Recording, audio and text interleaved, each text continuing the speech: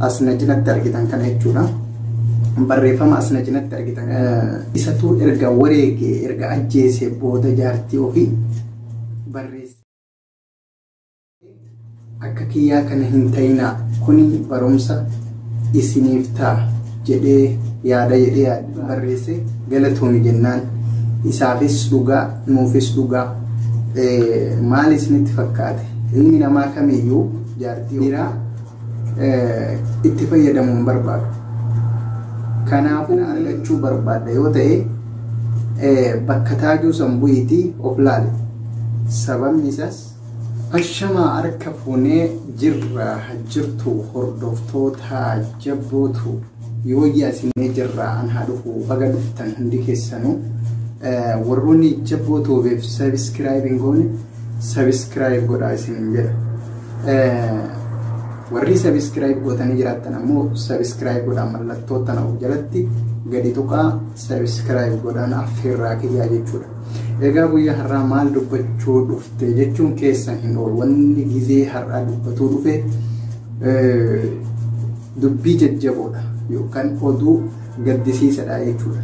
Maali oduun kun maaliif gaddisiisaa ta'e jechuun keessan oolu. Artistii jaalatamaa fi kabajamaa Shurrubbee jechuudha. Taajuu Shurrubbee jaartii ajjeesee jechuudha. Maaliidhaaf ajjeesee? Sababni inni ajjeeseef maali yoo jettan kan wajjin laallu ta'a. Hanga dhumatti nafaana tura. Viidiyoo kana warri daawwattan share godhaa, like godhaa. Akkamitti ajjeesee, akkamitti duutee, sababni isaa maali waan jedhu irratti babal'ifnee kan mari'annu ta'a.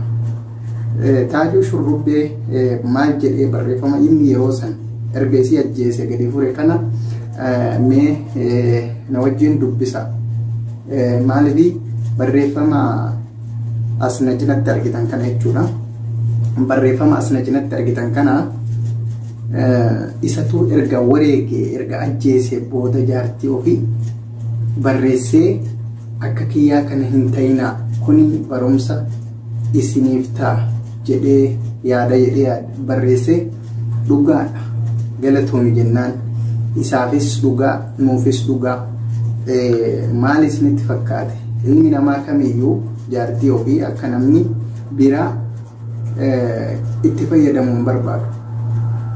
Kanaafuu mee isin deebii kana argachuu barbaadda yoo ta'e bakka taajuu san bu'iitii of laali. Sababni isaas deebii gahaa fi deebii qulqullaawaa argatta waan ta'eef gaafii maaliif ajjeesee jettee gaafachuun baay'ees ulfaataadha. An akka mataa kiyyaatti ajjeesuu isaatti sin gadduu hin gammadus jechuudha. Dhimmi kun ana qofa osoo hin taane nama hedduu mudata. Wanti kun yoo si mudate, wanti akkanaa yoo si mudate akka keetitti akkam ta'a yoo jettee sammuu kee maayindi gootee ilaalte yookaan taftiisha gootee ilaalte booda taajuun akka maaliif akka ajjeesee ni hubattaa jechuudha. Jaartii ofii namni kamiinuu alagaadhaaf kennuun barbaadu. Akka abbaan argetti fayyadamee akka abbaan barbaade itti dhiqatuuf miti jechuudha. Kuni deebii ajaa'ibaas ni ta'a jedhee yaada. Warri taajuun maaliif ajjeese jettan an ajjeesuu isaatti ittis hin gammadu ittis hin gaddu jechuudha. Garuu wanti itti gadde Taajuun Shurrubbee artistii jaalatamaa ta'ee artistii kabajamaa ta'ee akkamitti biyya ormaatti hidhamaa, akkamitti dararaa isaa inni haqa ofiitiif kan du'e haqa keetti irratti du'uun rabbis namnis ni jaalata. Wanni na gaddisiise hidhamuu isaati. Umurii meeqa hidhamaa? Inni kuni Oromoo biratti beekamaadha. Hedduu beekamaadha.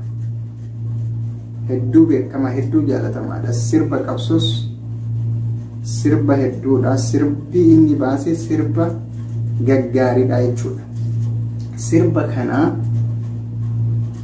Oromoon hedduun irraa fayyadamee isas fayyadaa jira jechuudha.